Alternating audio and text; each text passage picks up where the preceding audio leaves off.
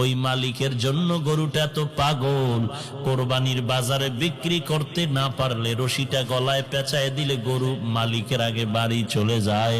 যদি বিক্রিও করে ফেলে নতুন মালিক রশি ধরে টানে বাড়ি যেতে চায় না, কারণ পুরান মালিকের সাথে একটা গভীর সম্পর্ক হয়ে গেল। এখন 2-3 জনে ব্যাট দিয়া বাড়ি দিয়া এরপর অনেক কষ্ট করে নতুন মালিকের বাড়ি নেয়। বাড়ি নেওয়ার পর লম্বা একটা রশি দিয়া গরুটারে বেঁধে ঘাসের মধ্যে যখন বেঁধে রাখে, গরুটা 1 সপ্তাহ পর্যন্ত ঘাসের মধ্যে মুখ লাগায় না। আন্দাজ করে পুরান মালিকের বাড়ি তাকায়া চোখের পানি ফেলে কাঁদতে থাকে।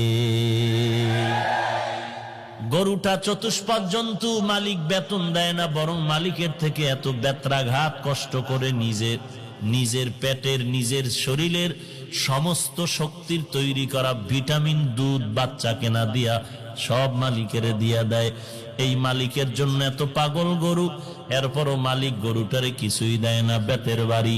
ওই মালিকের জন্য গরুটা এত পাগল, কোরবানির বাজারে বিক্রি করতে না পারলে রশিটা গলায় পেঁচায় দিলে গরু মালিকের আগে বাড়ি চলে যায়।